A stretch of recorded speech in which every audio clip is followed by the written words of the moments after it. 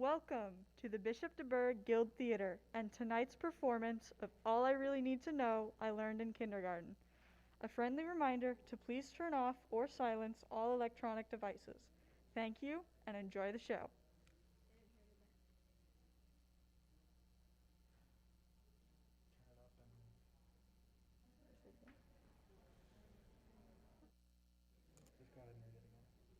Welcome to the Bishop DuBourg Guild Theater and tonight's performance of All I Really Need to Know I Learned in Kindergarten. A friendly reminder to please turn off or silence all electronic devices. Thank you and enjoy the show.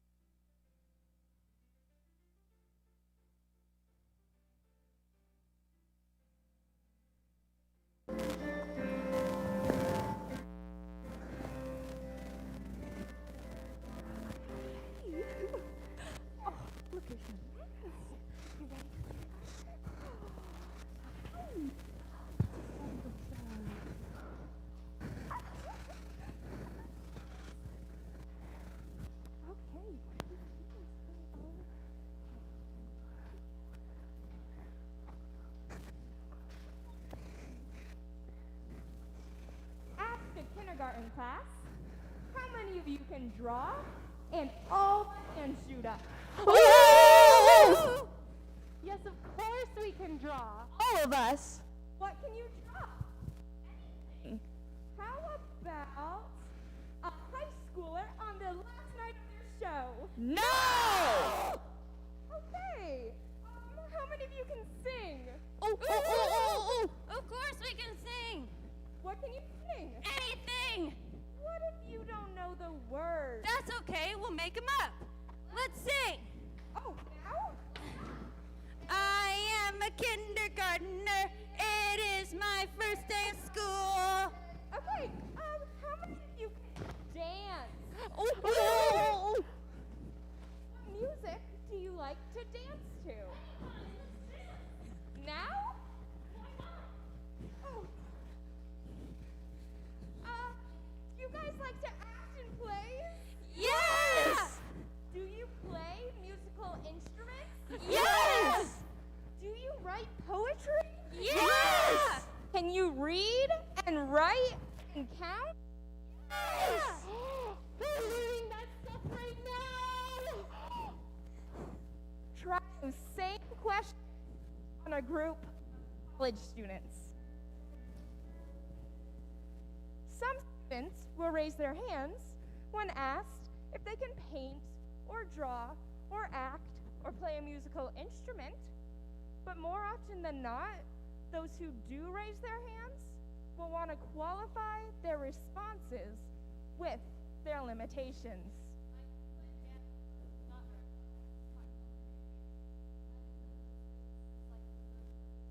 I only sing in the shower. I only draw conclusions. When asked why the limitations, students answer, Who's got the time? you can imagine the response of an older audience.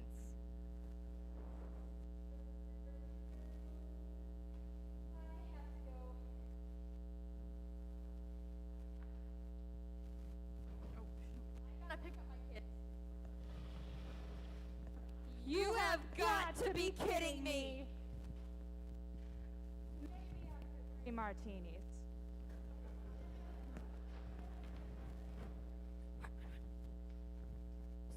What happened between kindergarten and now? What happened to? Yes, of course I can.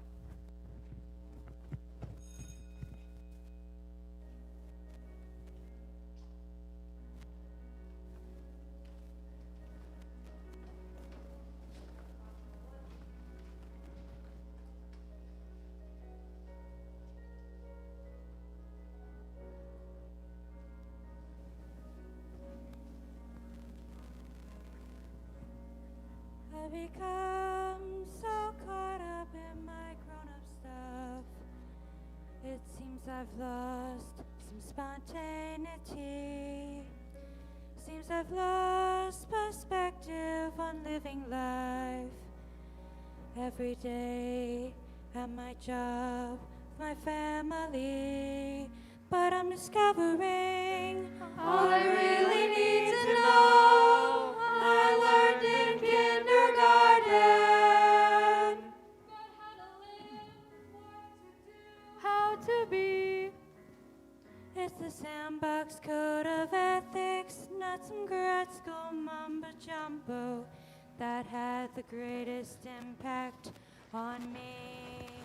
I learned, share, Play fair.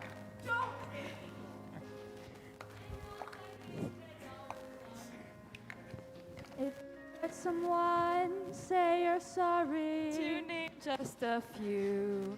Clean up your own mess. And wash your hands before you eat.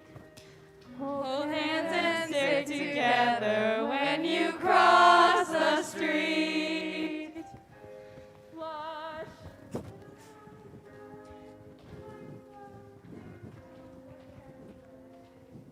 And sing and dance and draw. be aware of wonder. Think of the seed in the paper. Who knows why the roots go down and the plant goes up? But we're all like that. Remember the first word you learned in your Dick and Jane book. The biggest, most important word of all. Look.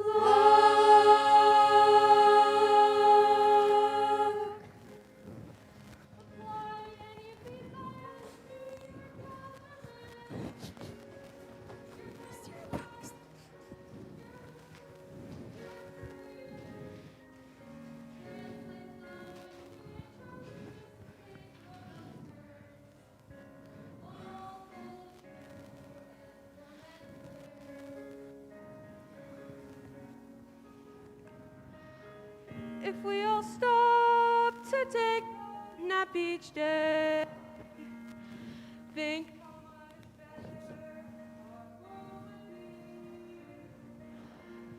and what if cleaning up their own mess were a matter of our government's policy? And it's still true when we go out into the world. It's uncertain times, uncertain weather. It doesn't matter if you're 6 years old or 60. We should all hold hands, and stick together.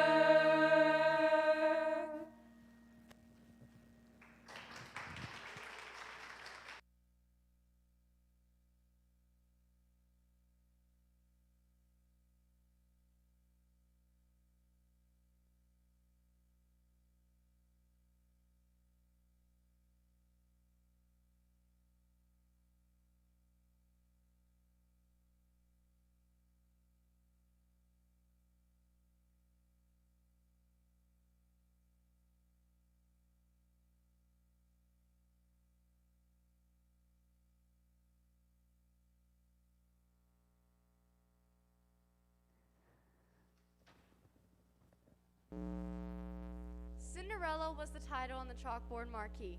Given the task of dramatizing a fairy tale for the teachers' conference, the kindergarten class decided on the classic rags to riches story, Cinderella. You know how it goes. Shy, grateful protagonist, victimized step-parent, waits for wise matriarchal figure to transform her and deliver her from codependency to bliss.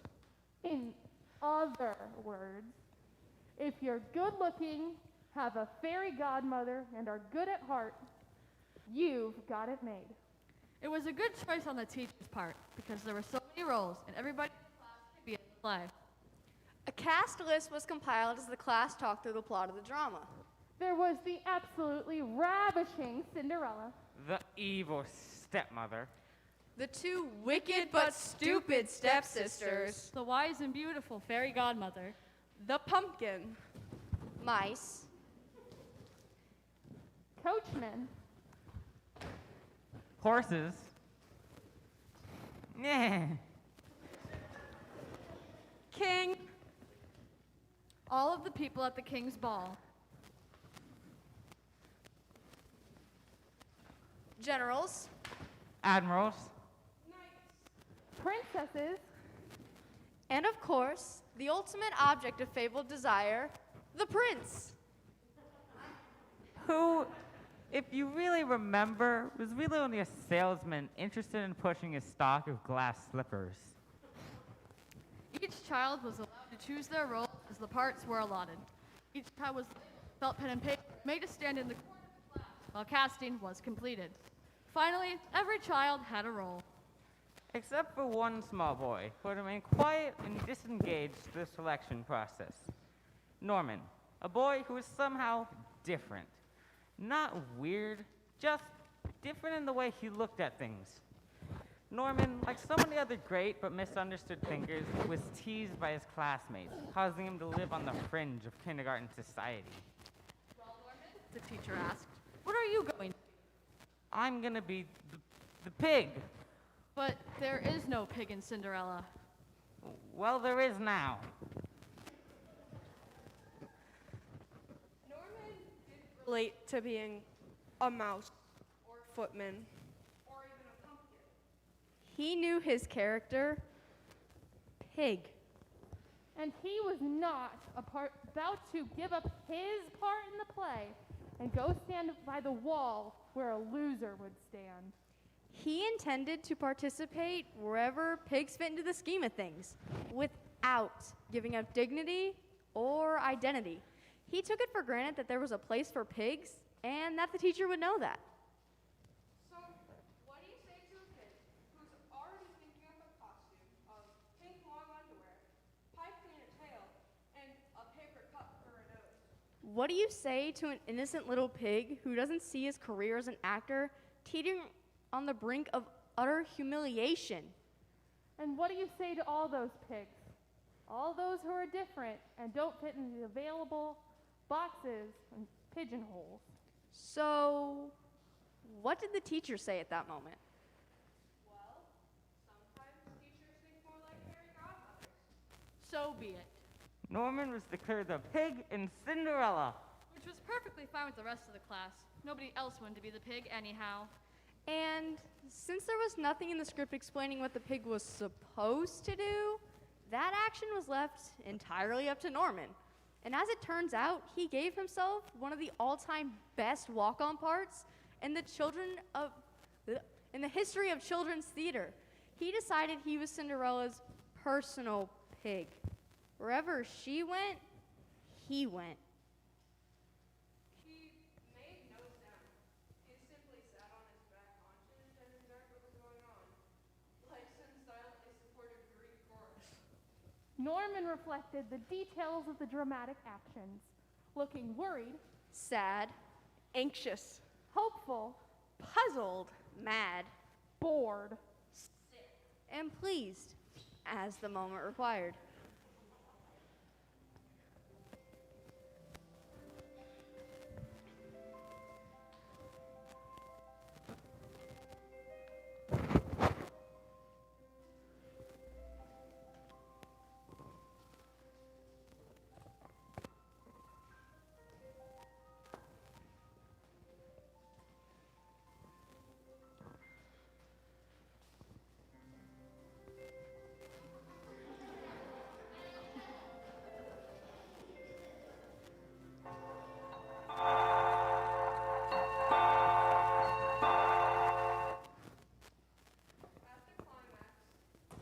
Prince finally placed the black slipper on Cinderella's foot, and the ecstatic couple hugged and rode off to live happily ever after. Norman finally made his move. went wild with joy, dancing across the stage and barking like a dog. Oh! The teacher kindly explained to Norman that even if there was a pig in Cinderella, there certainly was no room for a dancing, barking pig. Well, there is now. It's true, Norman. It's true. Knock 'em dead, pig. Later, when Norman stumbled out on the stage for his curtain call, the applause turned into a spontaneous standing ovation.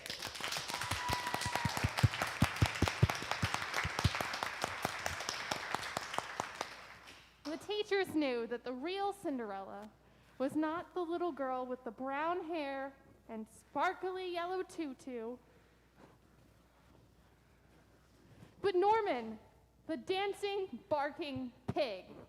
And they knew the real fairy godmother was not the child waving her magic fairy wand, but the teacher standing, weeping in the wings. Kindergarten teachers know magic when they see it. Well, the kindergarten class had many invitations to come and perform their highly acclaimed production of Cinderella. Sometimes the teacher would have to explain what it was about the play that was so unique. It has a pig in it, you see. Oh, really? Yes, the star of the show is a dancing, barking pig. But there is no dancing, barking pig in Cinderella. Well, there is now.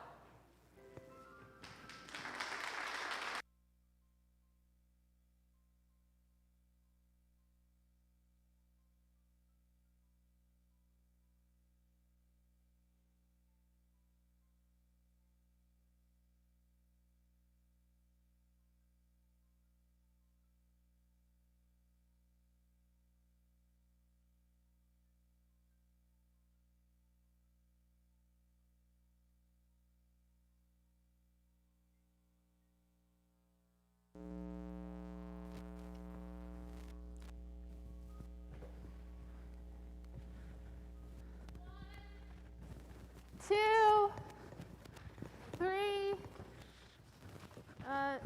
Did I see 3, 4, 5, 6? Oh, 7, 8, 9, 10. Ready or not, here I come. Oh, I found you. Where did they go? Oh, found you. I sure did. Oh, found you too.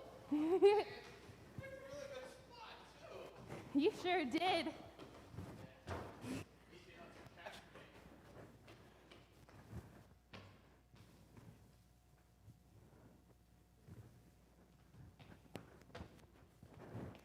In an early, dry, dark evening in October, the neighborhood kids are playing hide and seek. How long since I played hide and seek? 40 years? Okay, maybe more. I remember how I could join their game in an instant if they invited me. But adults don't play hide and seek. Not for fun, anyway. Did you guys ever have a kid in your neighborhood who always hid so good nobody could ever find him? We did. Sooner or later, we'd go off, letting him rot wherever he was. After a while, he'd show up all mad because we didn't keep looking for him. And we'd get mad back because he was playing the game the way it was supposed to be played. There's hiding and there's finding, we'd say. And he'd say, it's hide and go seek, not hide and give up. We'd yell about who made who, what rules, and who cared about who anyway. And we would tell him we wouldn't play with him anymore if he didn't get it straight. Hide and seek and yell. No matter what, though, he'd hide too good again. He started Probably still hiding for all I know. The neighborhood game goes on. And there's a kid under my front window hiding in a pile of leaves. He's been there for some time now, and everybody else is found. They're considering about giving up on him over at the base. So I thought about walking over there and telling them where he's hiding. I also thought about setting the leaves on fire. Finally, I just yelled, "Get found, kid!" It's hard to know how to be helpful sometimes. A man I know found out last year he had terminal cancer. He was a doctor, and he knew about dying, and he didn't want to make family and friends suffer through that with him. So he kept his secret, and he died. Everyone said how brave he was to bear his suffering in silence, but privately, his family and friends said how angry they were, that he didn't need them. He didn't trust their strength. And they were hurt that he hadn't said goodbye. He did too good. Getting found would have kept him in the game. Hide and seek, grown-up style. Wanting to hide, needing to be sought, confused about being found. A game I like better than hide and seek. It's called Sardines. Now, in Sardines, the person who is it goes and everybody else goes looking for him.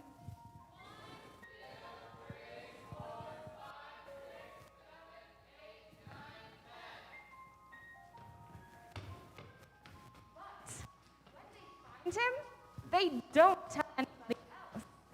Instead, they get in there and hide there with him. Somebody giggles. And then somebody laughs. And then everybody gets found.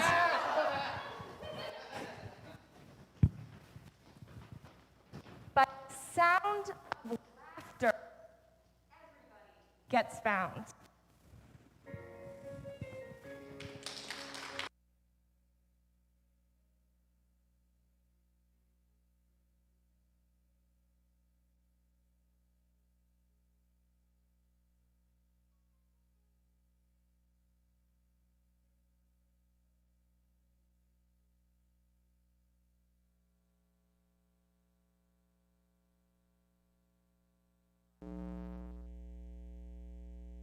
Story.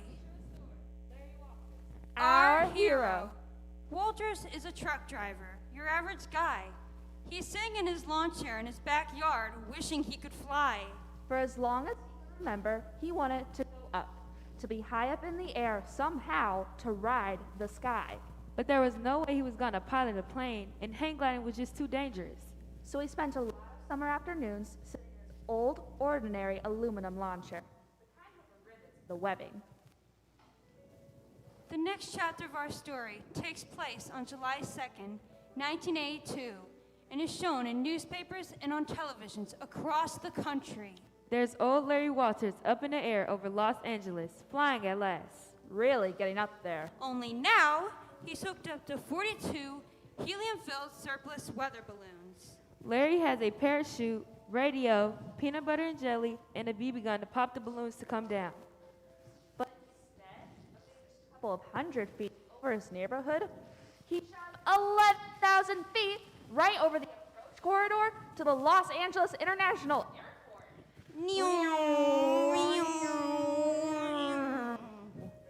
This is a true story. The human race sits in its chair, some saying there's nothing left to do. Others that the human situation is completely hopeless. While the Larry Walsh of the world are busy tying balloons to their chair. When asked by the press why he did it, he said, When asked if he was scared, he answered, If asked if he would do it again, he said, When asked, Are you glad you did it? "Are you glad you did it? Are you glad you did it? Yes, yes, yes, oh yes. If the dream is held close to the heart, And imagination is what's applied at hand, everything is still possible.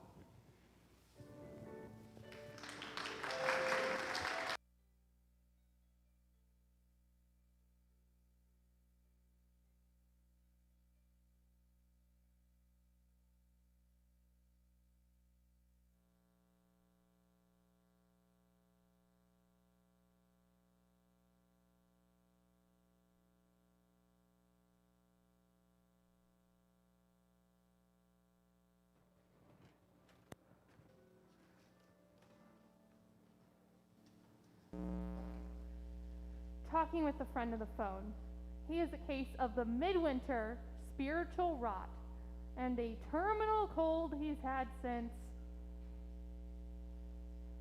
September. Are you kidding? There are times it gets so low, it takes an extension ladder to climb out.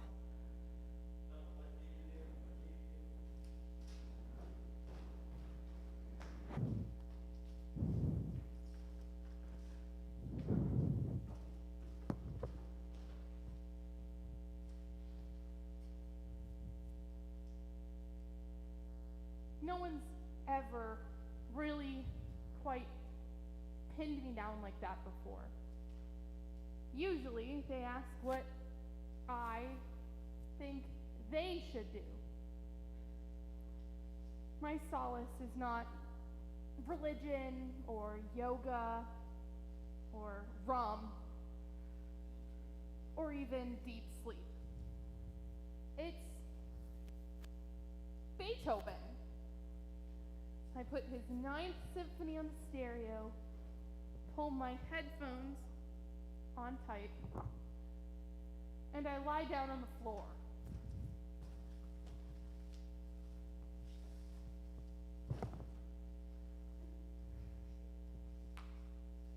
The music comes on like the first day of creation, and I think about old Mr. B. He knew a lot about depression and unhappiness. He moved around from place to place, searching for the right place. Had a lousy love life, quarreled with his friends all the time. Mr. B wanted to be a virtuoso pianist. He wanted to sing well too. But back when he was still quite young, he began to lose his hearing, which is usually bad news for pianists and singers.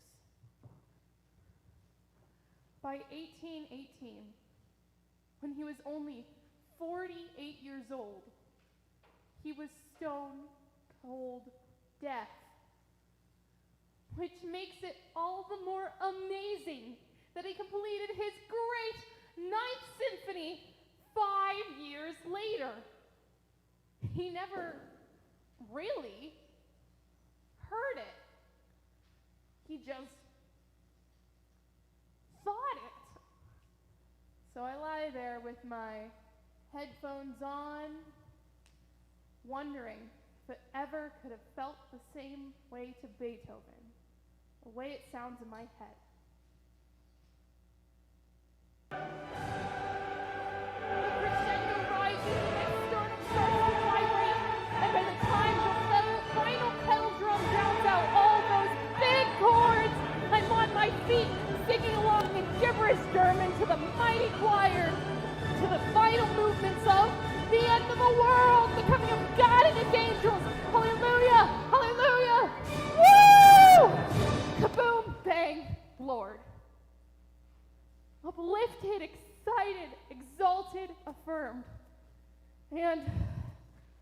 overwhelmed.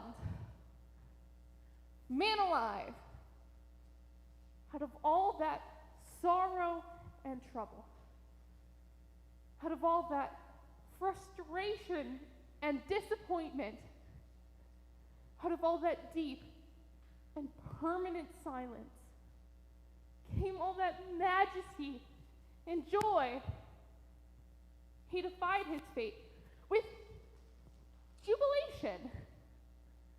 So I can't just sit there in my winter ash heap, wringing my hands, feeling sorry for myself in the face of that music.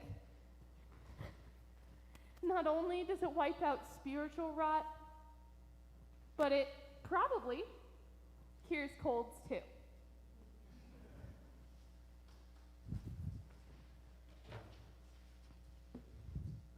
Someday, some incredible December night when I am very rich, I am going to rent me a grand hall and a mighty choir and a great symphony orchestra, stand on the podium and conduct the night. And I would personally play the kettle drum all the way to the glorious end, while simultaneously singing along at the very top of my lungs.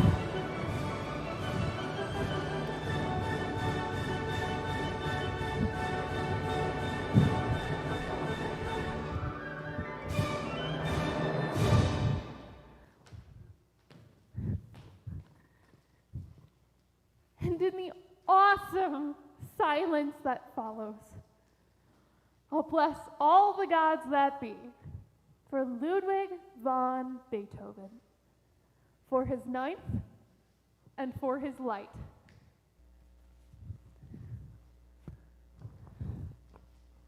Man alive!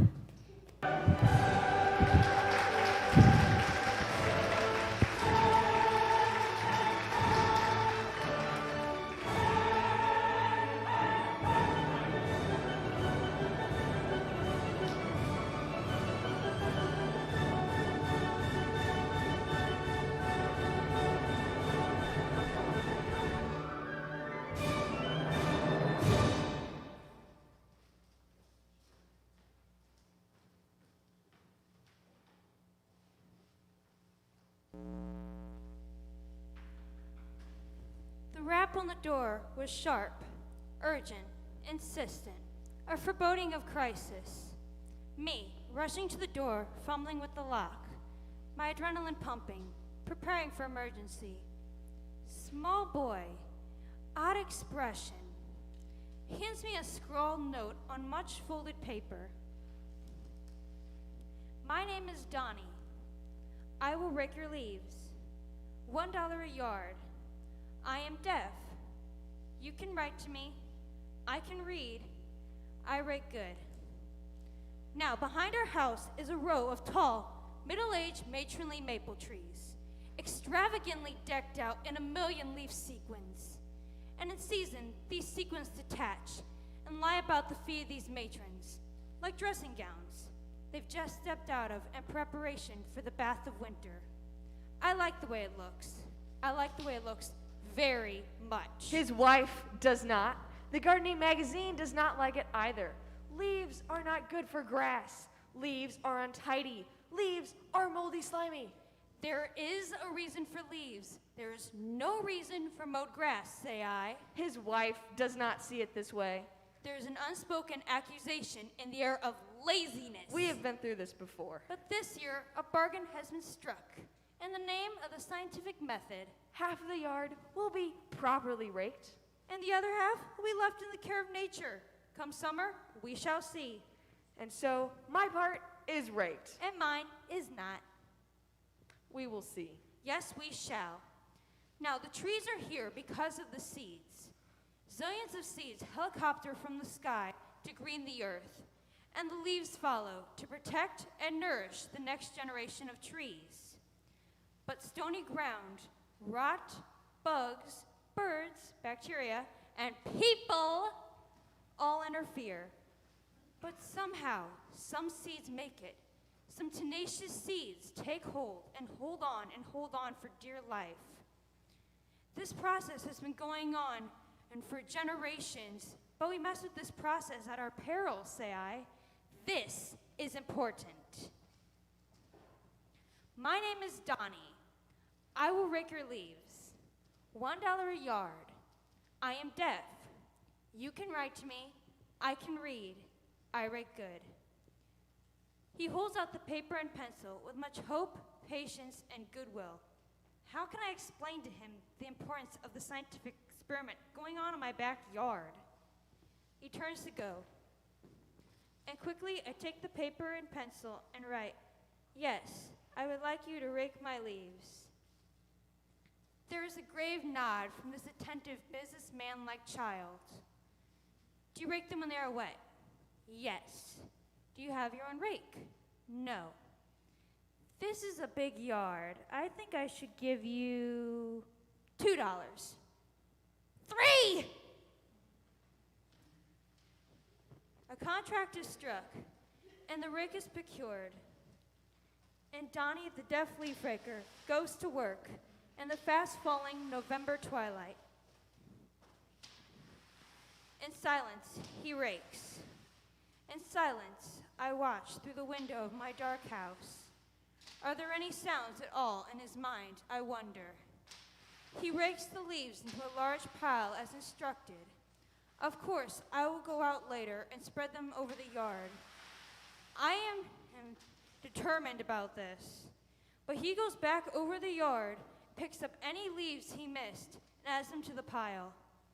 He also is determined about his values. Raking the leaves means all the leaves. I see him sign to me that it is getting dark and that he must go home to eat. Having been paid in advance and leaving the work unfinished, I wonder if he'll return. At my age, I'm getting cynical. But come morning, he has returned to the task.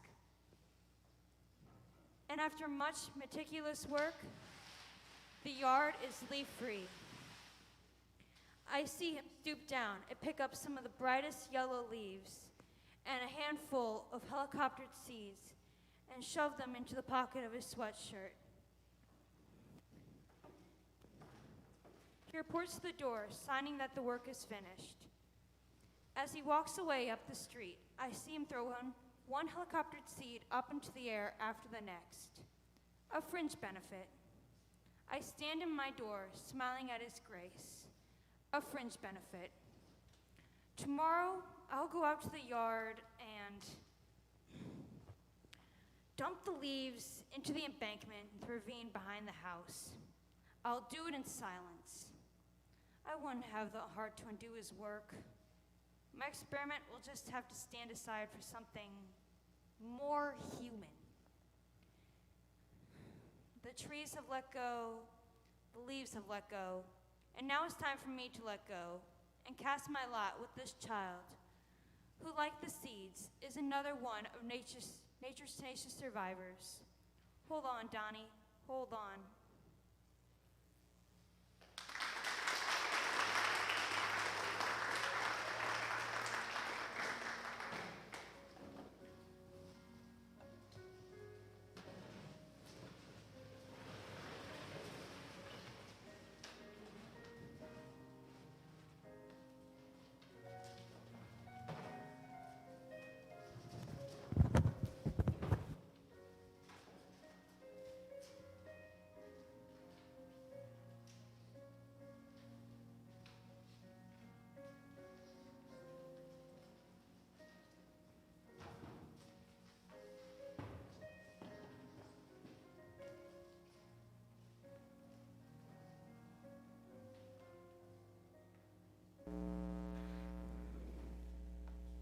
After the dishes are washed and the soap rinsed away, and the strainer at the bottom of the sink, there sits what I'll call for a moment some stuff.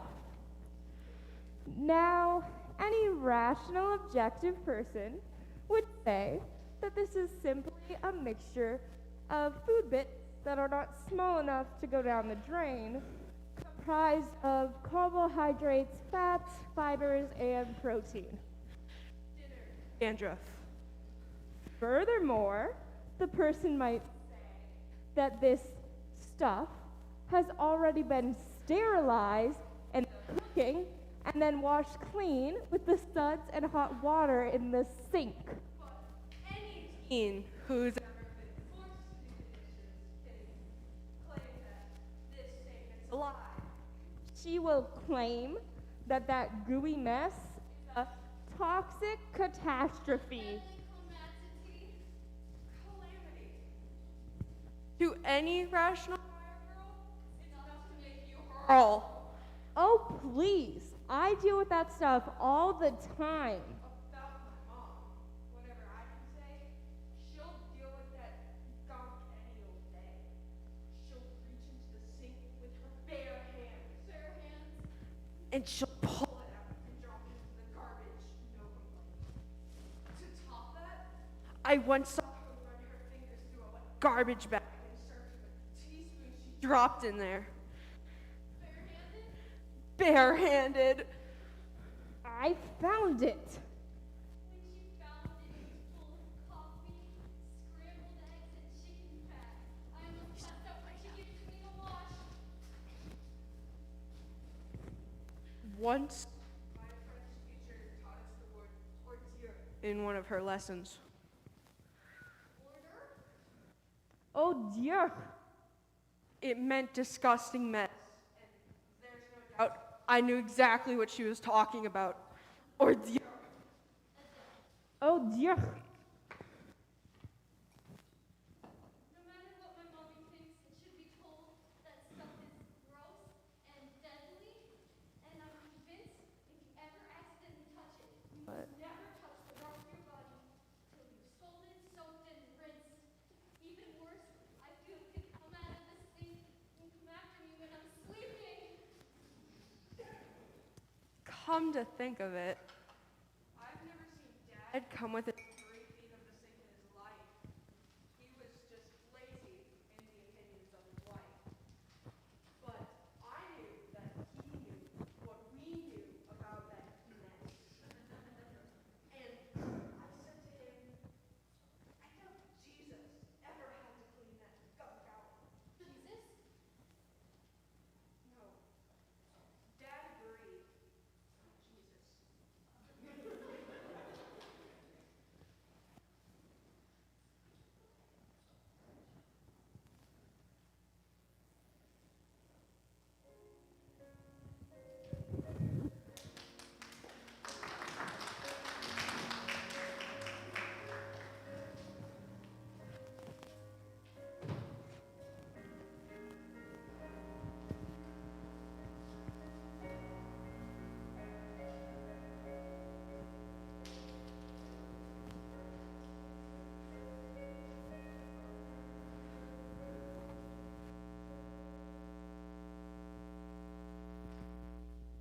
Graduating top of her class, Cinnabet Robbles. It's Robles.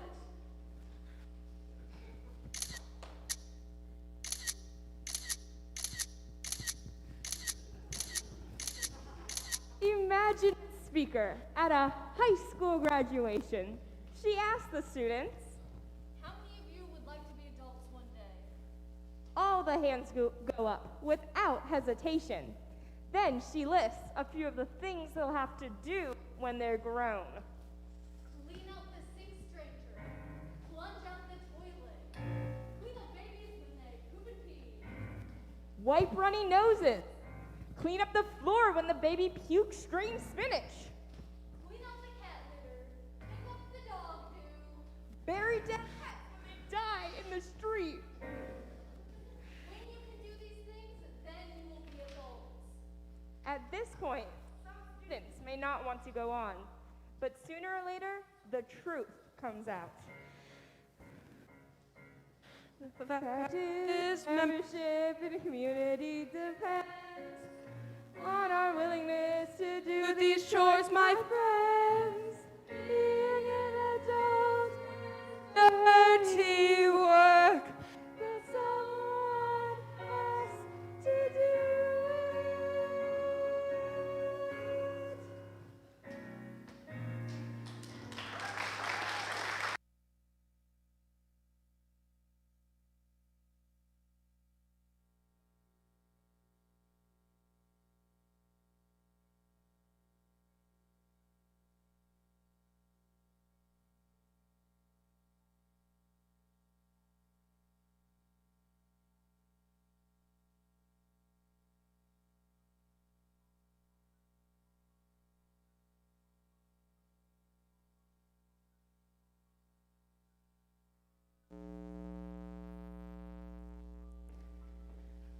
Summer of 1959 at the Feather River Inn near the town of Blairsden in the Sierra Nevada mountains of Northern California, a resort community, and I,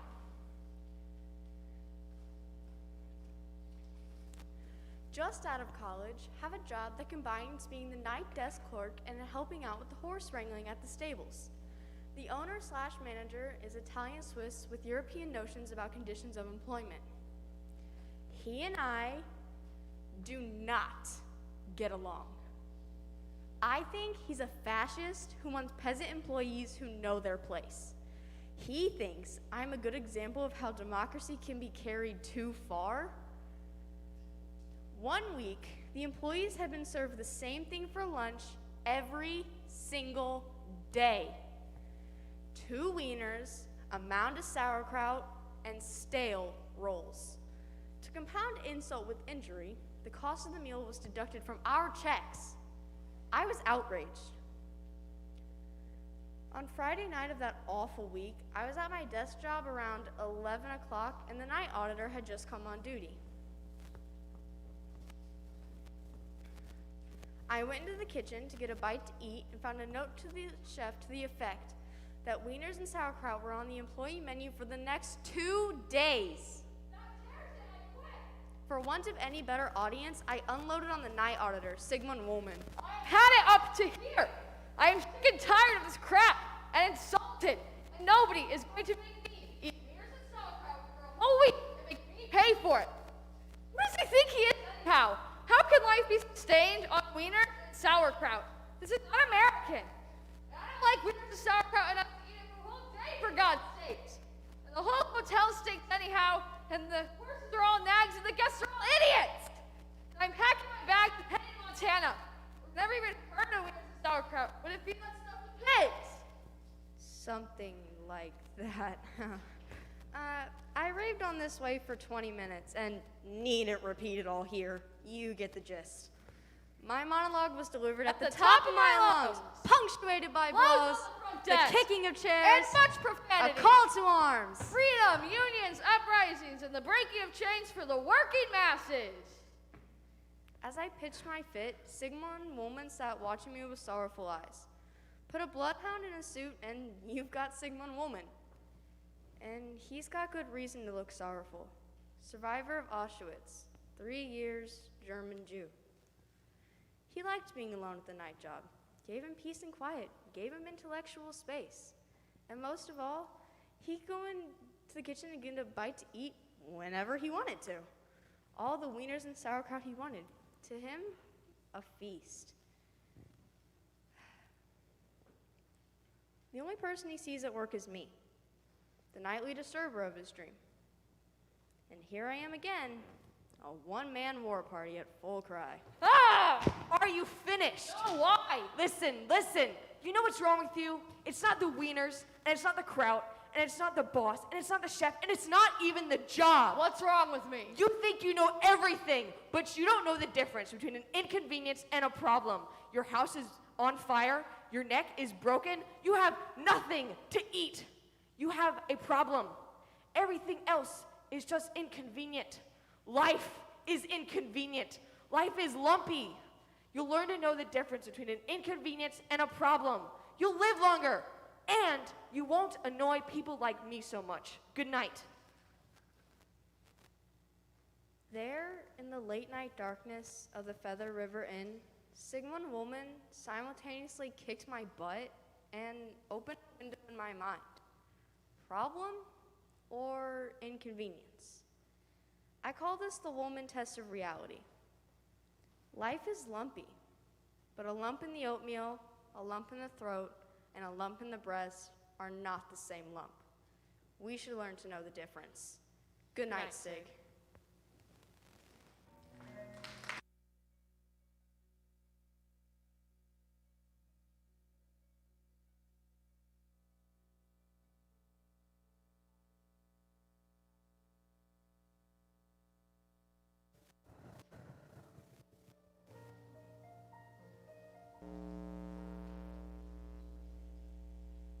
There is a bench in the city where I live. structure is simple. 3 slabs of smooth gray granite. And having checked with the compass to be certain, I can tell you that this bench has been placed so that the long sides face east and west, and the short side north and south. This bench has been placed with a purpose on the highest ground of the highest hill in the city, so that on a clear summer's morning you can see up to 60 miles in 3 directions. This bench is in fact a tombstone in a cemetery, and I would take it and sit if I could. You wouldn't feel uncomfortable sitting on it, I promise. You wouldn't even notice what it was at first. It's right on the edge of the paved path that curves to the burial grounds. The placement of the bench, the consciousness of the view, all say that someone went to a lot of trouble to be used to it. A gesture of quiet generosity has been made. Funerals have a certain narcissism to them. What I want for my funeral and what I want for my epitaph. A very human holding onto identity as long as breath and granite last. But to me, tombstones are markers of loneliness. But this bench is different, unique. First of all, there's no name inscribed on it, no conventional epitaph, no dates, just an open invitation to sit and think. What marks this grave is the gift of silent companionship that bridges loneliness. This bench has become my sanctuary over the years, and I know that I'm not the only one to use it, because once I found a note taped under the bench, not for me, to a young woman from a young man who wrote her careless poetry with great passion. And no, I'm not sorry I snooped. And yes, I put it back as I found it. And no, I hid in the bushes to see who came for the note. Secret lovers have enough problems as it is. But it was on this bench, after one of those milestone birthdays, that I came to the moment where one crosses over from the abstract intellectual knowledge that all human beings die to the active realization that I will die. Me. I will no longer be.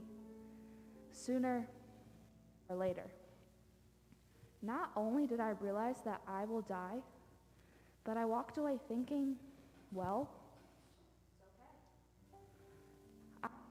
that moment of enlightenment to the peculiar sanctuary of the bench and whoever provided it. This bench will last hundreds of years, and many people will sit on it and think, not of the name of its owner, but of the nameless joys of this sweet life and the mystery of death, and how utterly amazing it all is, that somehow, sometimes, things are just as they should be.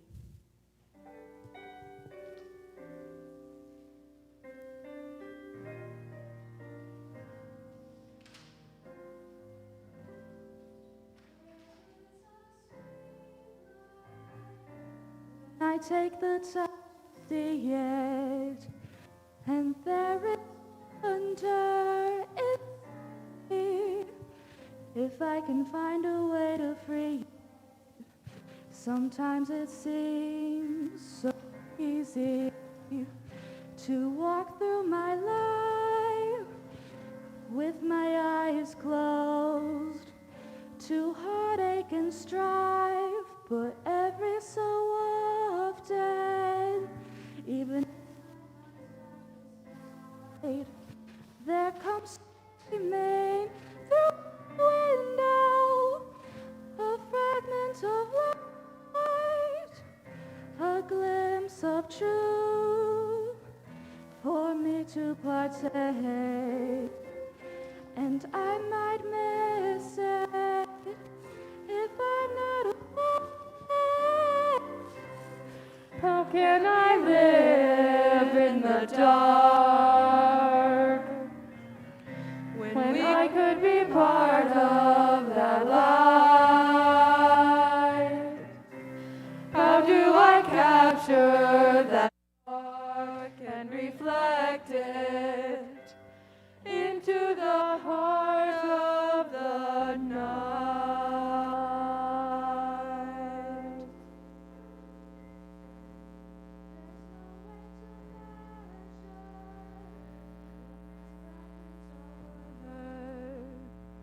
Scattered moments of connection to this life on earth, flashes of understanding that can set your soul ablaze and flicker softly through all of your days.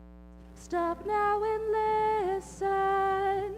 Can you hear a faint melody just outside here, all around us? A great symphony, but nothing in life has the power to inspire like adding your own voice to the mighty choir. How can we live in the dark when we could be part of that light? How do we capture that spark and reflect it into the heart of the night?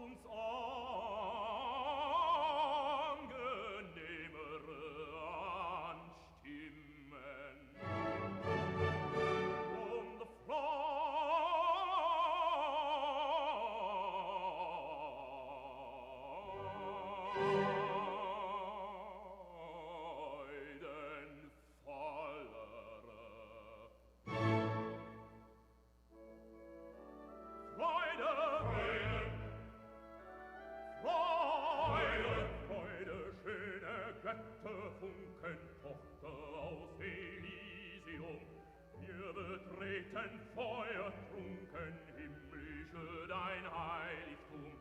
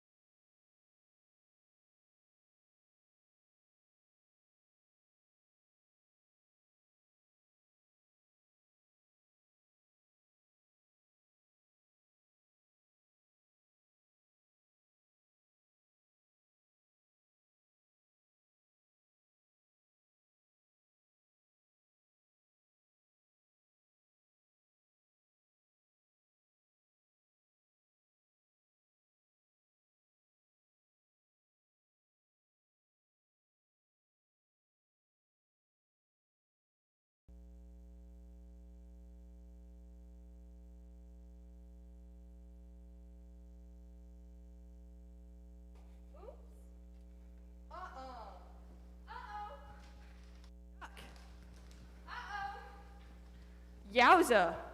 Uh-oh. Sheesh. Uh-oh. Yikes.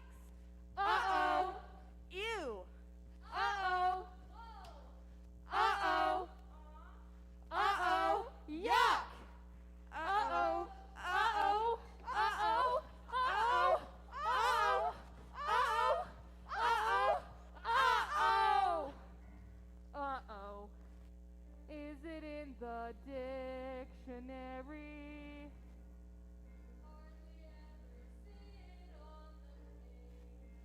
It's part of our vocabulary and has been since the diaper age.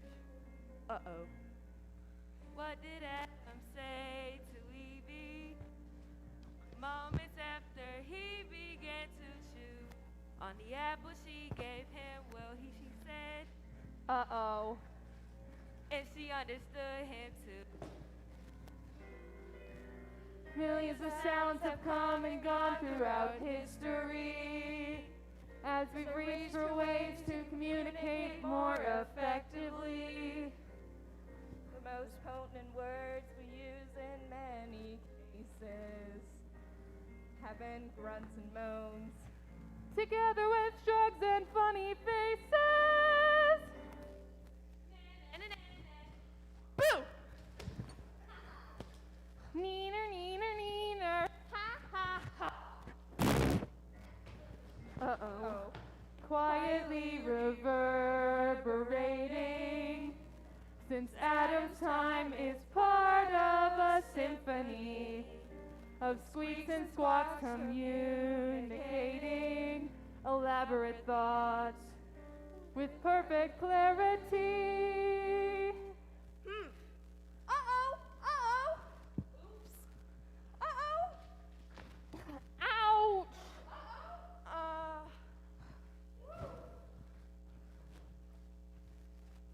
Ouch!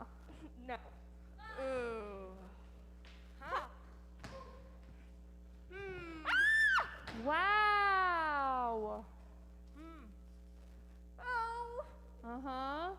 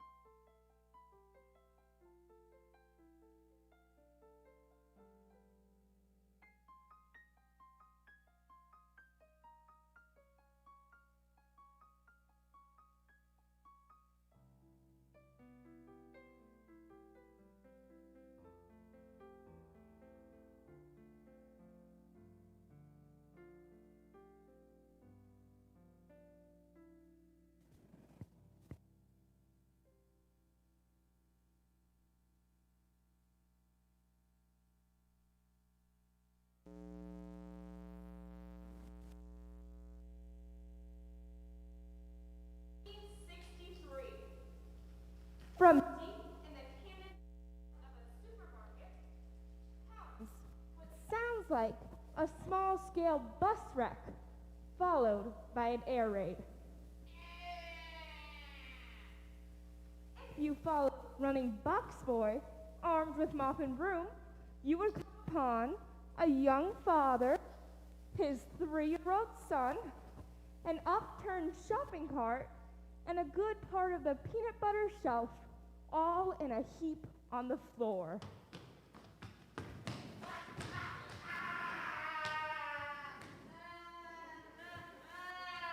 The child who is not harmed is experiencing what might be nicely described as significant fluid loss. Tears mixed with mucus from a runny nose, mixed with blood from a small forehead abrasion, mixed with saliva, drooling from a mouth that is wide open and making a noise that would drive a dog under a bed.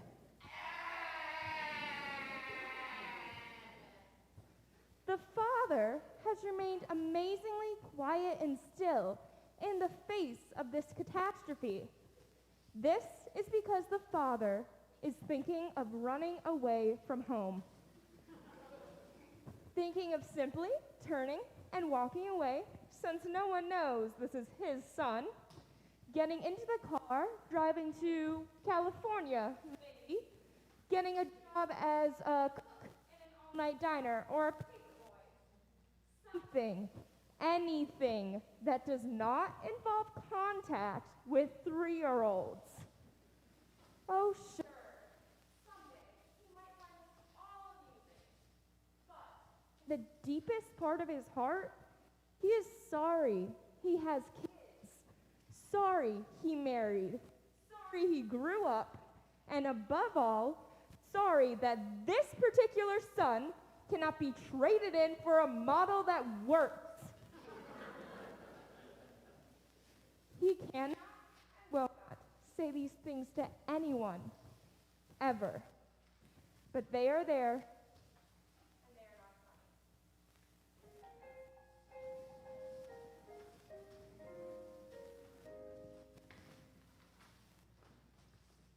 Later, the father holds the sobbing child in his arms as he drives home. He takes the child up to his crib, and he stares at him for some time. The father does not run away from home.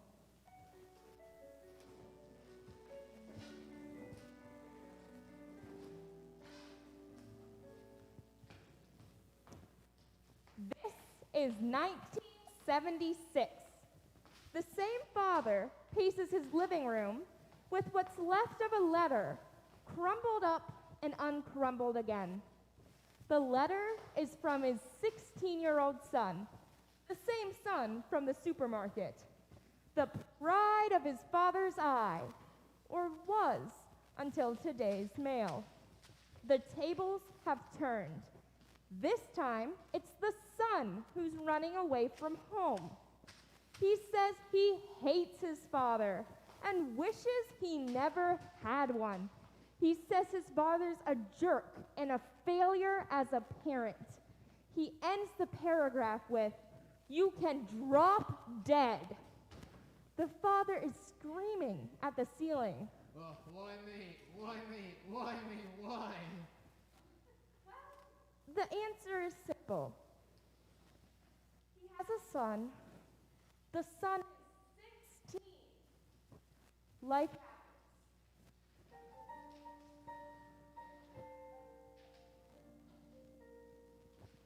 Someday, some long day from now, he may laugh, even about this. But for now, there is only anguish.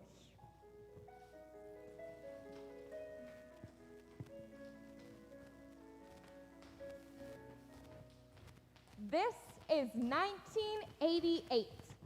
The same father and the same son, and they are still running. Out jogging at 6 a.m. The son is 28 now, married with his own 3-year-old son. The father is 50. As they cross a busy intersection, the son puts his hand across his father to protect him from the danger of oncoming traffic. As they run up the hill into the morning, you can hear them laugh. And when they sprint towards the house, the son does not run ahead of the father, but rather at the father's pace. They love each other a lot. You can see that. So they will work to maintain that love. There will be times they'll be mad at each other again, and they'll be kindly love each other. And one of their favorite stories will always be Once Upon a Time in a Supermarket.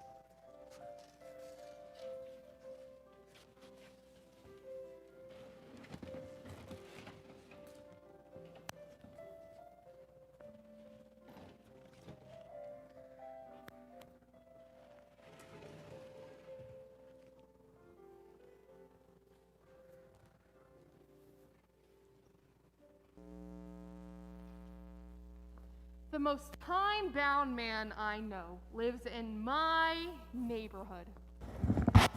He's always in a hurry and always late. Always harassed and buzzed out.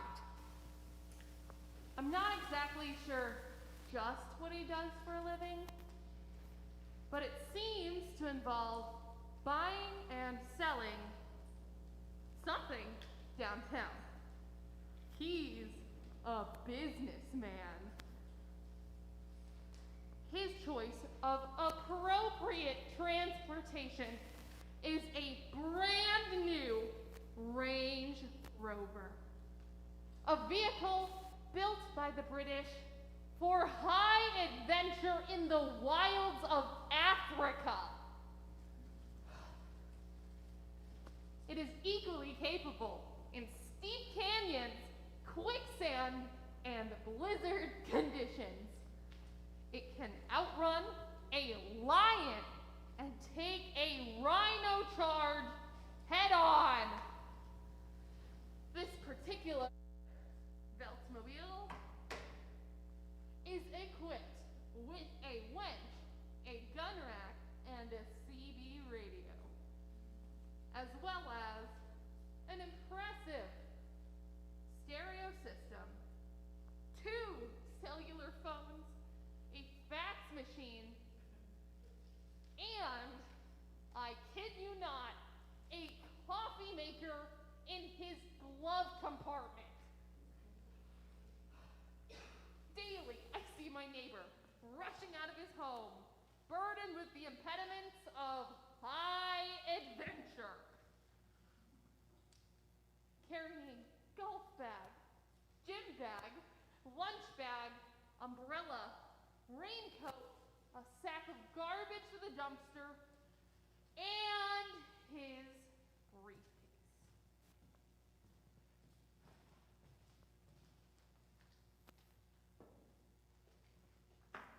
About the briefcase. It is made of the purest, unblemished leather, the finest parts of the hides of 4 carefully selected cows who gave their lives so that he might carry this talisman of success. It has solid brass handles, a combination lock, and his name embossed in gold. So, it's a Tuesday morning around 7 o'clock on a fine day in June. The neighborhood lady and I hit the streets headed for work around the same time. She's a social worker for the Episcopal Church and drives an 8-year-old Ford, just get me there and back, please God, sedan. I drive a 1952 GMC, go ahead and hit me, pickup truck. At the same time, the owner of the Range Rover rushes up. His life is leveraged to the max these days. His mind is in 3 continents at once. So he's in no mood for small talk. He grunts at us as he loads his lorry for his expedition downtown into the front seat and cranks the mighty engine like he's at the pole of the Indianapolis 500. Uh-oh. He left his coffee cup and his briefcase on the roof of the Range Rover. And there they remain as he rolls away. To the rescue comes the nice lady social worker for the Episcopal Church in her Ford. She chases after him, urgently honking her horn, honk, honk, honk, which he ignores because he's already on his cellular walking to London. Finally, her unceasing gets the best of him, and he throws his phone to the floor, leans out the window, and screams and swears at the nice lady social worker. What the bleeping bleep? She continues honking her horn, waving at him to stop.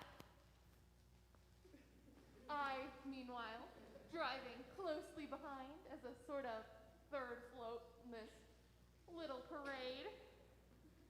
Likewise, try to get his attention with my awooga horn I salvaged out of an old Model A.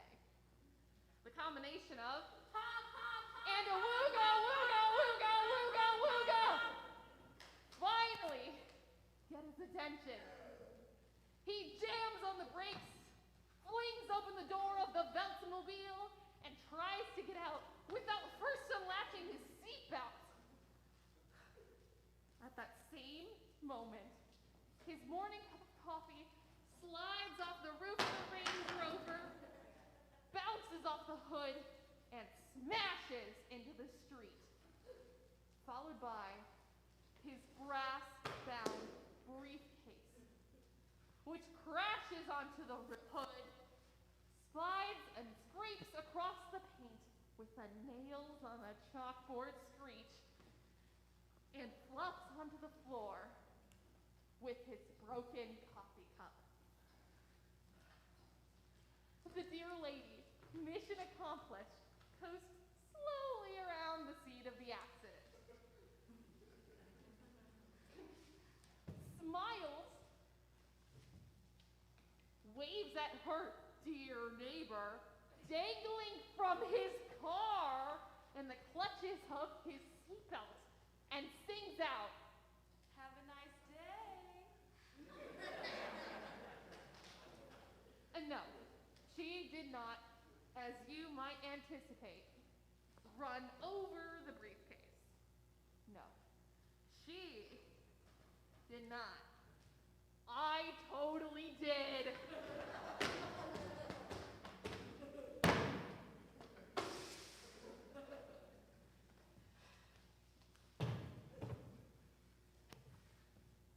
The nice lady social worker and I meant well. It's not always easy doing good. But when I told her later about running over the briefcase, she grinned.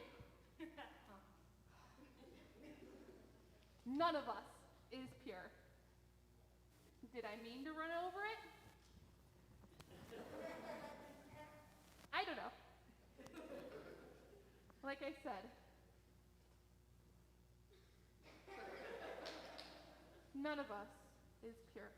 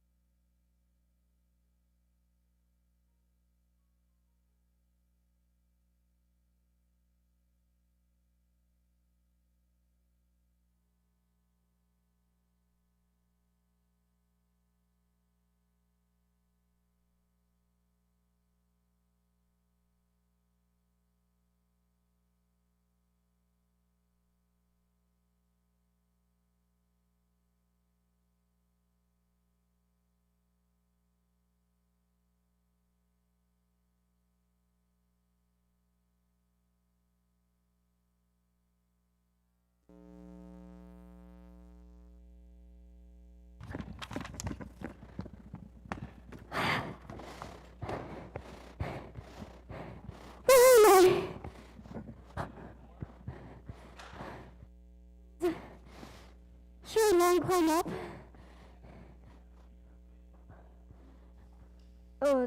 Almost. I just have a question. About a blank. The one that says religion, blank.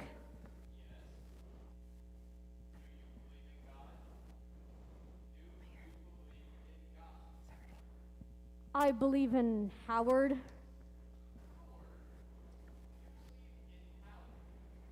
It all has to do with my mother's maiden name. Was Howard, and she was part of this big family in Memphis, the Howard family. So I always considered myself a member of the Howard family. Oh, well, you see, it's really quite simple. Around age 4, I got packed off to Sunday school, and the first thing they teach you is the Lord's Prayer, which goes, Our Father, who art in heaven, hallowed be thy name. And what I heard was, Our Father, who art in heaven, hallowed be thy name. And since little kids tend to mutter their prayers anyway, no one understood what I was saying. So I went right on believing that God's name was Howard, and that I was a member of his family, the Howards. I was also told that my grandfather had died and gone to heaven, so God and my grandfather got all mixed up in my head as one and the same, which meant I had a pretty comfy notion about God. When I knelt beside my bed each night and prayed, Our Father, who art in heaven, hallowed be thy name, I thought about my grandfather and what a big shot he was. Because, of course, the prayer ends with, For thine is the kingdom and power and glory forever and ever. Amen. I went to bed feeling pretty well connected to the universe for a time. No, not at all. I belong to the whole big scheme of things. I worked and had my being in the family business. The whole universe was the Howard family enterprise. So, do you still believe in Howard? Let me put it this way. The 13th century Christian mystic Meister Eckhart once said, The eye which I see God is the same eye which God sees me. What the heck is that supposed to mean? Not only do I believe in Howard, but Howard also believes in me.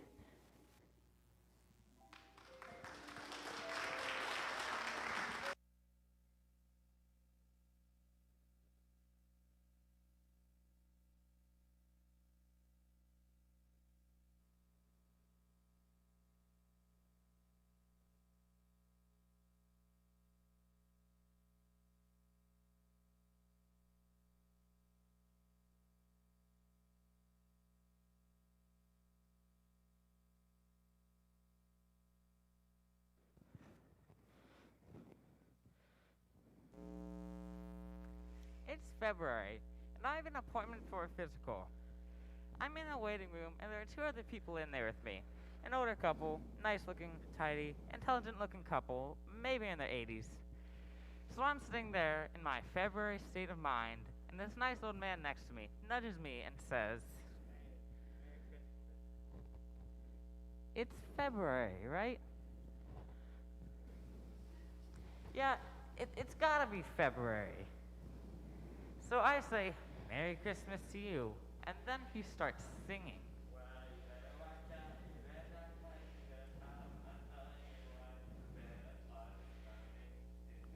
All the way through the song, finishes, and then says,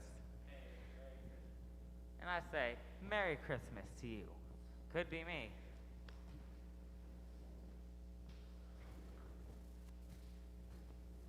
Brett, come on back.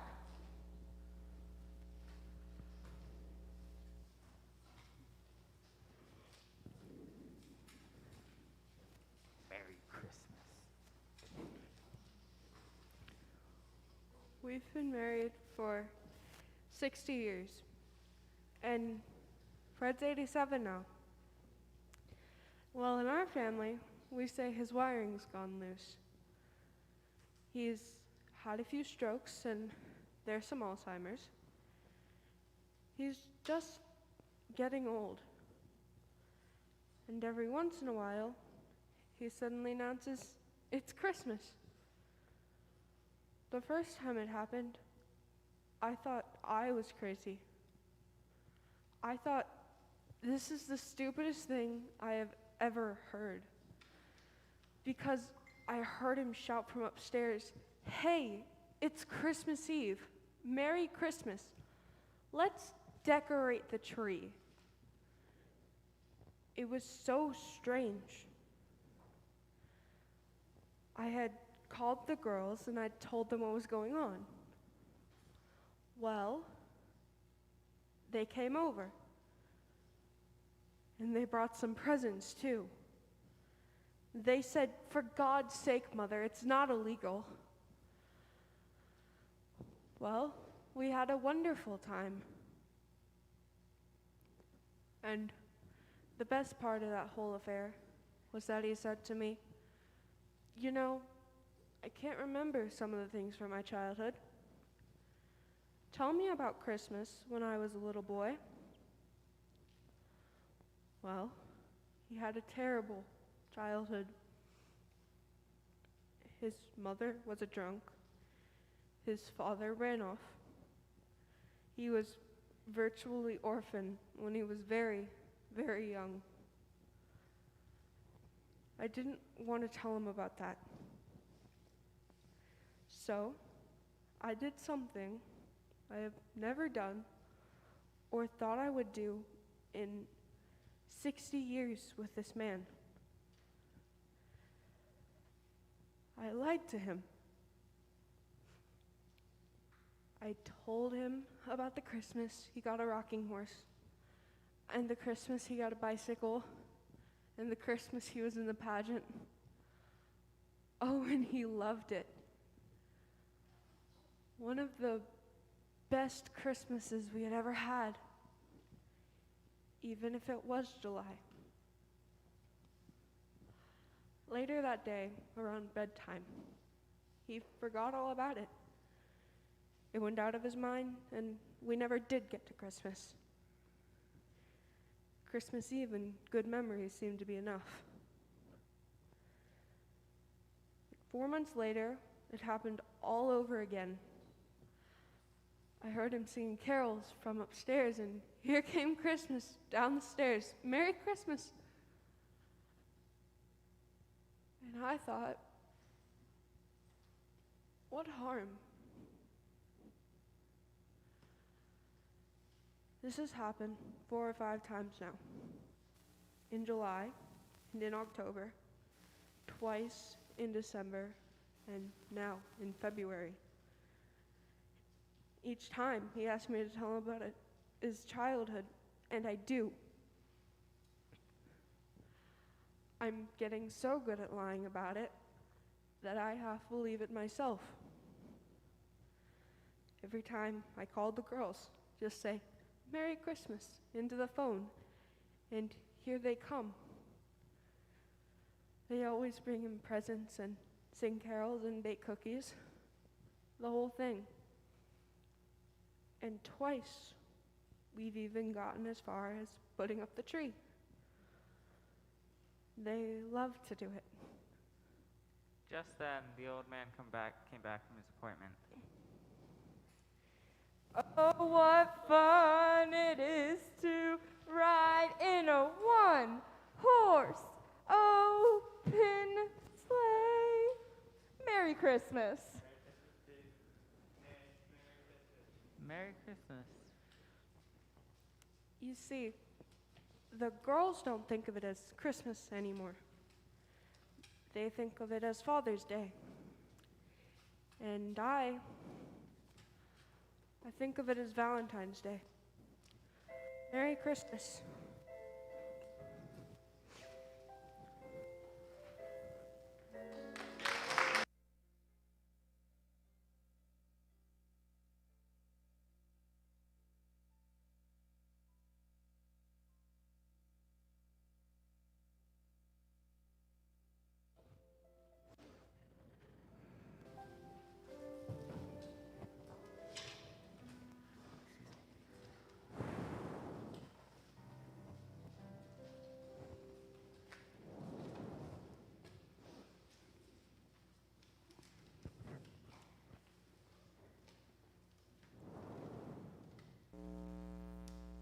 Do you know about geek dancing?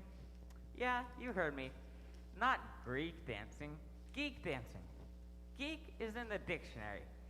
It refers to a carnival performer whose act consists of weird things such as biting the head off a live chicken. A geek in urban slang could also be used to describe someone who looks like they're capable of doing something like that. A person who bears watching. I've also heard kids use the word geek to describe anyone who is older or more independent in their lifestyle. I think there's a bit of a compliment in there somewhere. It means a little strange, but also interesting. I guess a lot of us older types are a bit geeky. You get to a point in life where you just decide to go ahead and weird out. You start at the door in your bedroom slippers, headed for the grocery store. You don't go back to change into real shoes. To hell with it. Or you go out to the mailbox in your bathrobe, your oldest, laziest bathrobe, and you don't give a damn who sees you. Or the doorbell rings, and you don't check to see what you look like in a mirror. You just open it. It's their problem, whoever they are. Some people call this going to seed. Others call it the beginning of wisdom. Take your pick. Now, about that geek dancing. When I'm in need of an uplifting experience, I go where people dance. I don't mean joints where people go to get crocked and then wobble around the dance floor.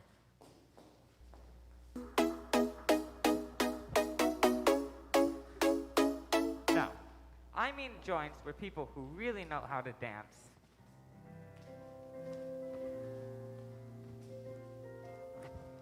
Go. I like dancers. I've never met a serious dancer who wasn't a pretty decent human being. I love being surprised by just who gets out on the dance floor and seeing the most unlikely couples get out and waltz like complete angels. My favorite joint, the Uptown Tavern, has traditional jazz music from 6:30 to 9:30. The Geek Band plays swing music from Chicago and New York. One thing I love to do is to find the King Hill champion geek for the evening. An old man, white hair, balding, the kind of sort who lists to port when he walks. The kind you'd think was strictly nursing home material if you saw him at a bus stop. But you see him here, and you know he's a dancer. He usually has his wife with him. Checker shoes. If they're black with a strap across the instep, it's a sure bet what she came here for and what she is going to do. The music cranks up. He sort of limps onto the floor. It's just an act to set you up, and then it happens. She steps into a permanent spotlight formed by his embrace. The years fall away, and once again, Cinderella and Prince Charming dance to the music in the room and the music in their hearts. He dances flat-footed with an economy of motion. It takes about 40 years to dance with a partner this way. Their eyes meet from time to time. I want to be, and fully intend to be, an old geek dancer. Ah, then you'll be needing the very best geek trainer available.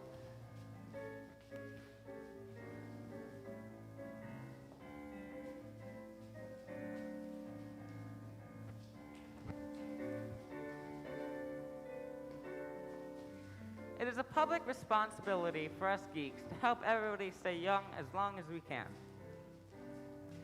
To set a good example for the next generation of geeks. And I don't want to die quietly in my bed either, but to sit down in my chair after the last dance, smile, and pass on. This all reminds me of something I heard about the Hopi natives. They don't think there's that much difference between dancing and praying, and that both are essential for a long and happy life. That must be true. They've been through a lot and they're still around. They say to be a useful Hopi is to be one that has a quiet heart and takes part in all the dances.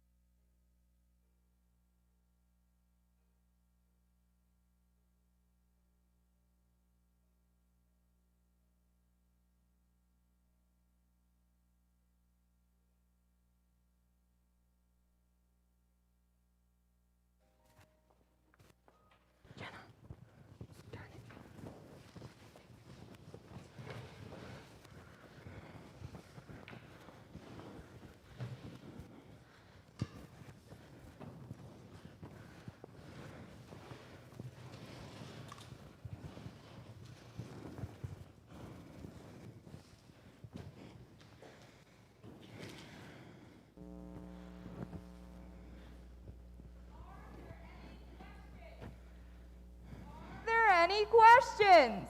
What is the meaning of life? I beg your pardon? What is the meaning of life? Are you kidding me? Well, who knows? You may have the answer, and I would hate to miss it because I was too socially inhibited to ask. Once. I asked them. The meaning. What is the meaning of life?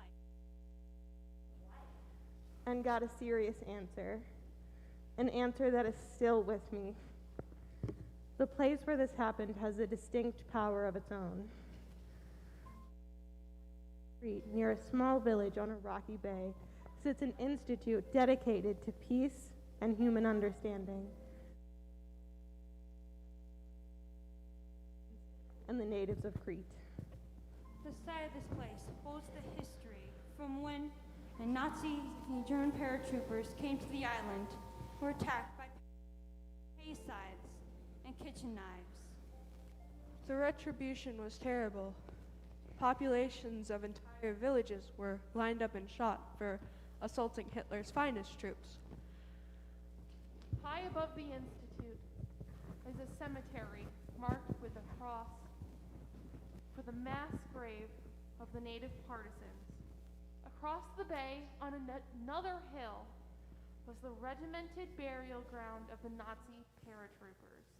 They were placed high up so that all might see and never forget. Hatred was the only weapon the Greeks had in the end, and it was the weapon they vowed never to give up. In a place where the stone of hatred is hard and thick, an institute dedicated to healing the wounds of war is a fragile paradox.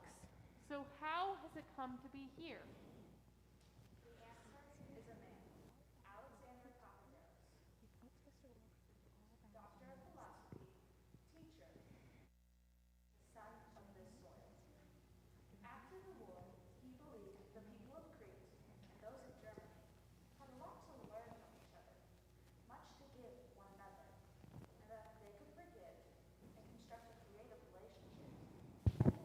Could. Well, Papaderos succeeded. The Institute became a reality, a conference ground on the side of horror, and a source of productive communication between the two countries. By the time I came to the Institute for summer session, Alexander Papaderos was already a living legend.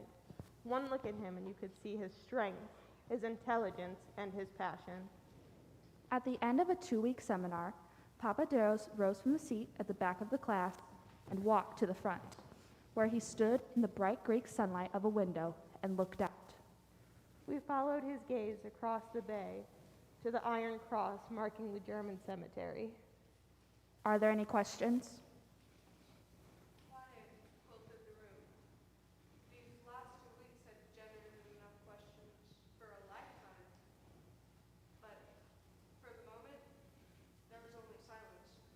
So I asked, Dr. Papaderos, what is the meaning of life? People laughed at the absurdity of the question and stirred to go. He raised his hand and filled the room. I will answer the question. He fished into his leather billfold and pulled out a small round mirror, and what he said went like this.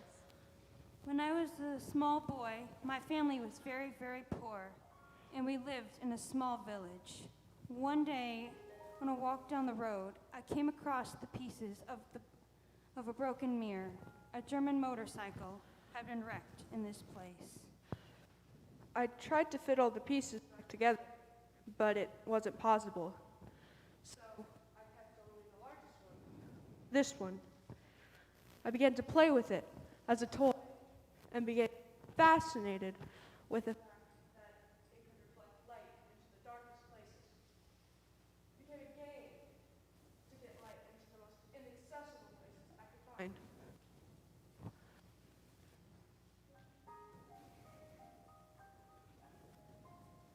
I kept the little mirror, and I took it out in idle moments and renewed the challenge of the game as I grew up. But as I became an adult, I understood that it was not just a game, but a metaphor for how I might live my life. I realized that I am not the light, nor the source of the light, but the light, Truth Understanding. knowledge. is there, and it will shine in dark places only if I reflect it. I am but a fragment of a mirror, whose whole design and shape I do not know. Nevertheless, I am able to shine light into the dark places of the world and into the black hearts of men, and I hope that people will see and do likewise. This is what I am about. This is the meaning of my life. Then, holding the small mirror carefully, he reflected the rays of the afternoon sun onto my face and onto my hands folded on the desk. Are there any questions? Are there any questions? Are there any questions? Are there any questions?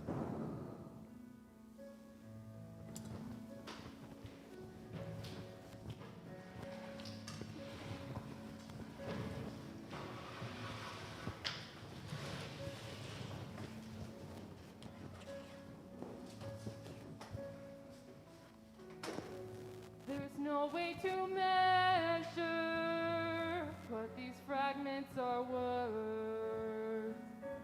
Scattered moments of connection to this life on earth. Flashes of understanding that can set your soul ablaze and flicker softly through all of your days. Stop now and listen. Can you hear a faint melody? Just outside here, all around us, a great symphony. But nothing in life has the power to inspire, like adding your own voice to the mighty choir. How can we live in the dark when we could be part of that light? How do we capture that spark and reflect it into the heart of the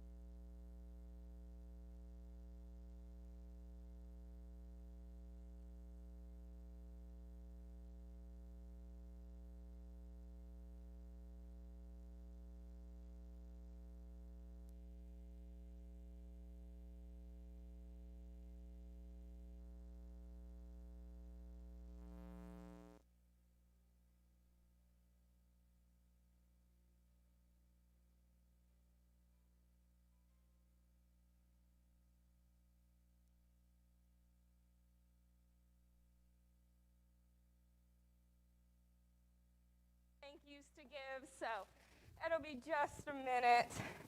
Okay. Meehan, I'm a junior here at Bishop DuBourg. To start off, I want to thank all of you guys, both our online teachers and the people who came in person. It is really nice to have an audience, to hear you guys laugh and all the claps. It makes us have time up here. So first, let's all give a big hand to our wonderful audience.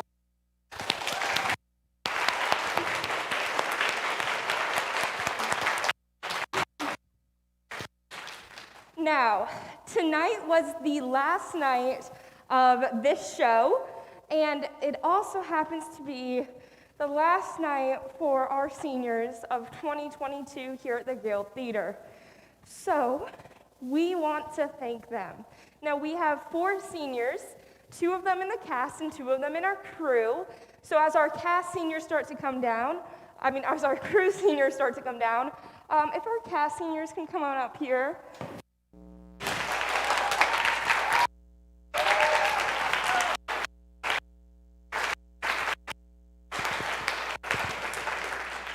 So this is Kira and this is Emily. They don't know this is happening. Well, now they do. But they have been with the Guild, I think, since they were both freshmen, right? And it's not been the same. It will not be the same without them. On the stage, they are amazing. Kira, she's been many parts, from being Wordsworth to screaming about a briefcase tonight.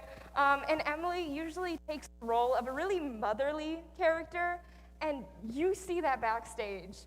Both of these ladies, they're backstage. They are, you guys don't get to see what happens backstage, but they are making sure everyone gets to their places on time, everyone's there, and everyone's happy. These are the nicest people.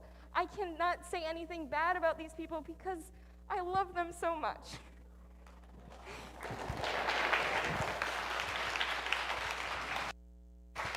Now, I got you guys flowers too, but to start with, you each get a microphone, a cheap dollar store microphone.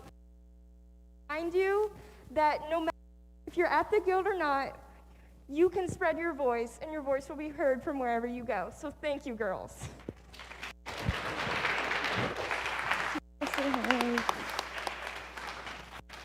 And then we have cards and flowers. Flower to each of them. Yeah. There you go. Thank you. Shall we do a final bow? Okay. Woo!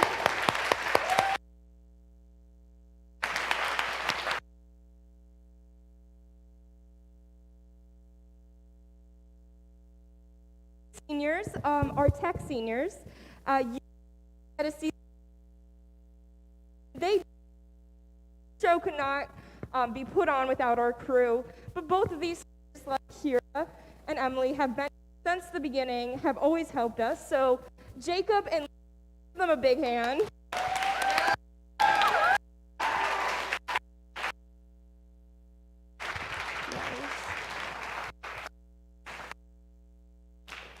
These guys hands, so for you two tonight, I'm giving you a big hand.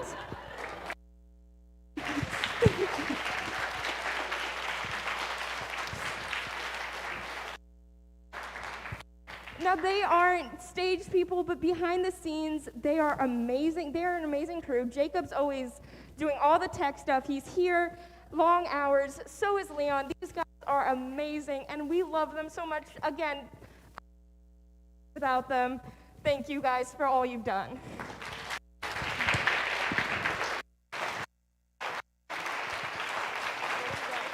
Just go ahead and sit down right there, yeah.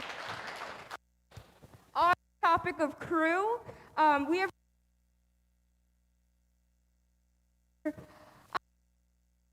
when did you graduate? 2014.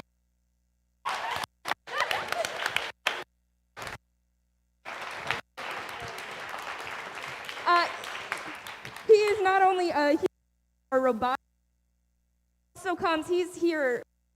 I don't know if he's gotten any sleep this past week. No, I have not.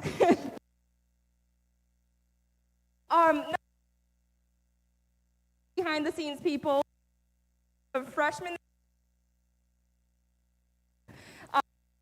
Although it would be the same without our seniors, it is amazing that we have such a new legacy.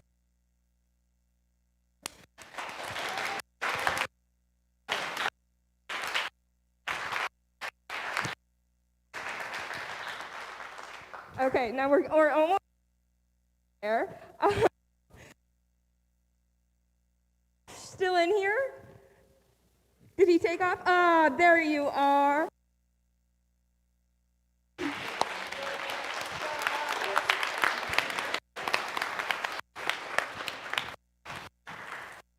Mr. Walsh,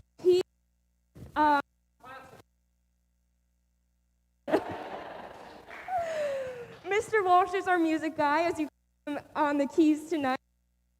All the time, every single Wednesday, hump day, he brings the entire cast treats. So it was candy. Mr. Walsh not only cares for how we perform on the stage, but cares about us the entire time we spend. Couldn't do it without him.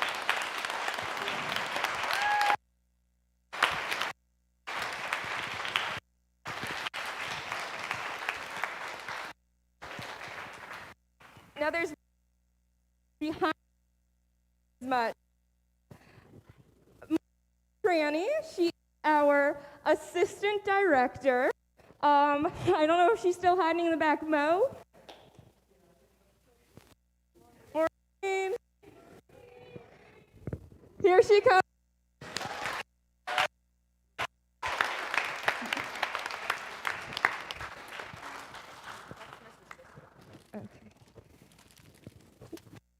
Okay, so Maureen's my best. I'll be blank about.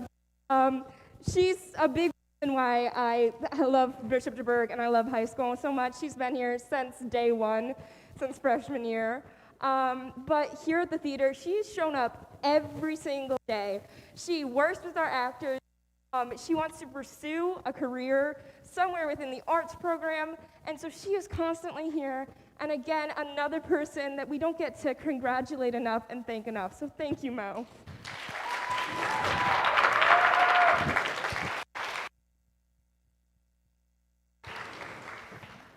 Okay, might be running. Who gets the last gift?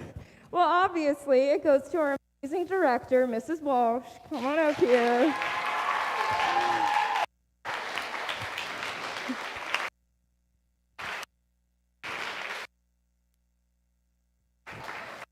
Miss Walsh took over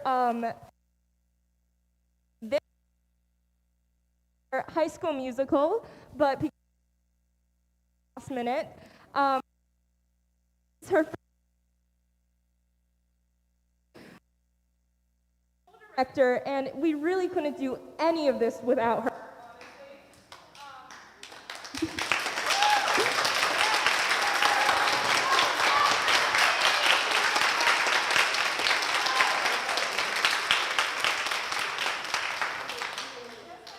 I don't think even an hour of sleep this entire week. She's been bouncing around off the walls here at DuBourg, living off of coffee. But we want a huge thank you to Ms. Walsh. We love you. So I thank the entire cast. Can we say this together? Thank you, Ms. Walsh, on 3. 1, 2, 3. Thank you, Ms. Walsh.